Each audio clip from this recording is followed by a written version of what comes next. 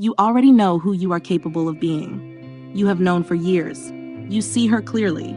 The way she carries herself, the way a room shifts slightly when she enters it, the way people lean in when she speaks. You have seen glimpses of her in yourself.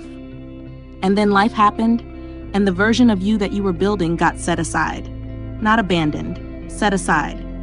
There is a difference, and you know the difference, which is exactly why you are here. That woman you keep seeing in your mind is not a fantasy. She is a blueprint. And today, I am going to give you the exact 30 days that build her. Not as inspiration, not as a list of habits to try, but as a complete architecture. One phase at a time. Before I do, I want to say something directly because it matters for everything that follows. The women who carry themselves with that quiet, effortless authority. The ones who walk into a room and something shifts, who never seem to be performing. Who make you feel, in their presence, that there is a standard operating quietly beneath everything they do. Most of the world looks at those women and decides they were born that way, or married into it, or stumbled into the right circumstances.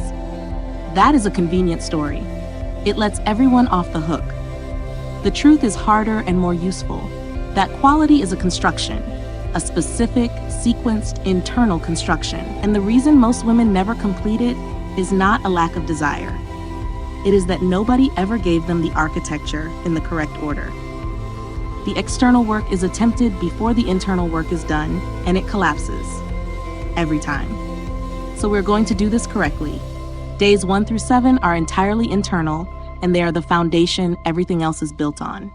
Do not skip this phase or treat it as less urgent than what comes after. A study from the University of Scranton found that people who attempt behavioral change without first doing identity work abandon the effort within 2 weeks at a rate of over 90%. The women who last, who actually change, are the ones who decide, specifically and in writing, who they are becoming before they attempt a single external habit.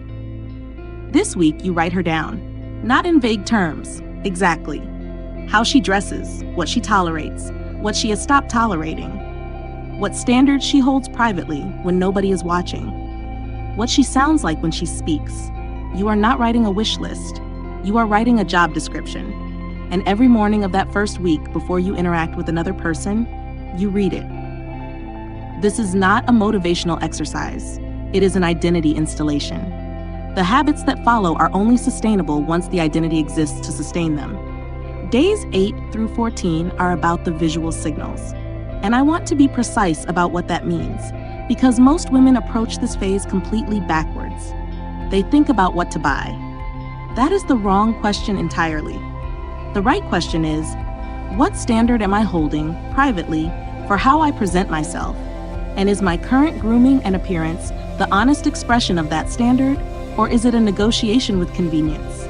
A dermatologist I know in New York, she has worked with some of the most prominent women in this city for over 2 decades, told me that the women who consistently read as expensive, regardless of what they are wearing, share one quality. They have a grooming standard that does not move. Not a routine, a standard. A routine is something you do when you have time. A standard is something you do because you have decided, once and permanently, that you are a woman who does not negotiate this.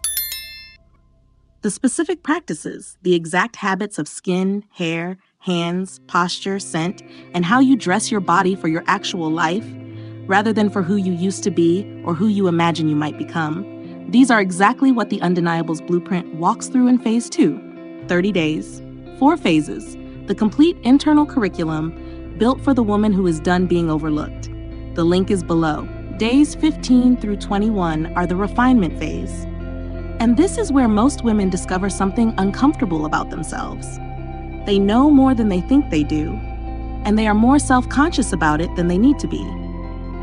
The dining etiquette, the social codes, the behavioral standards that signal genuine ease in high-level rooms, most women have absorbed more of this than they give themselves credit for.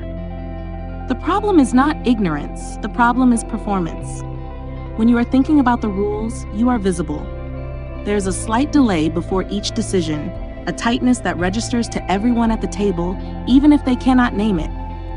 The woman who commands a room is not thinking about the rules at all. She is simply present. The rules are so internalized, that her attention is entirely on the people around her, not on herself. Getting from performance to presence is the entire project of this phase, and it requires one thing that most self-improvement content never tells you to do. Practice the behaviors alone, at home, in private, until they require no thought. Set your table properly for your own dinner. Practice the conversation habits when there is no audience. The ease that other people will eventually witness is built entirely in private. Days 22 through 30 are the integration phase, and I want to be honest with you about the specific threat to this phase, because it is not what you expect. The threat is not failure. You have come too far and done too much work for failure. The threat is success and the discomfort that comes with it. Around day 22, things will be different. People will treat you differently. You will receive a different quality of attention and a different quality of response. Some relationships will quietly rearrange themselves. Some people who were comfortable with the previous version of you will become slightly uncomfortable with this one, and they will not be able to explain why, and some of them will try to pull you back. This is not a crisis. This is confirmation. The conditioning that most women carry, the reflexive self-diminishment, the instinct to soften their confidence, because confidence at this level is still culturally uncomfortable for women to hold without apology.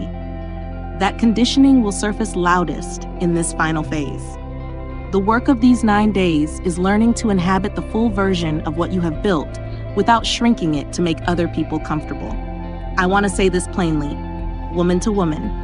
You have spent years being smaller than you are, in rooms where you knew more, at tables where your opinion mattered and you waited to be asked, in relationships where your standards were treated as inconveniences. The version of you that these 30 days are building is not arrogant. She is not intimidating. She is simply fully herself, and fully yourself is what you have been withholding from yourself and from everyone around you for a very long time. You are allowed to stop withholding it. The 30-day structure works because it respects the correct order.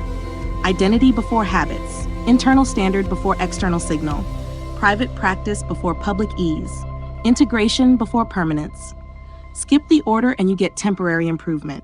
Follow it and you get a different woman, not a performed version, not a borrowed one, yours, permanently. Before you go, the Undeniables Blueprint is the full 30-day curriculum. Every phase, every daily practice, the unwritten rules, and the exact internal work. 70 pages. Built for this. The link is below. Come back to the comments and tell me which phase is your most urgent work. I read every one. I will see you in the next one. Isabel.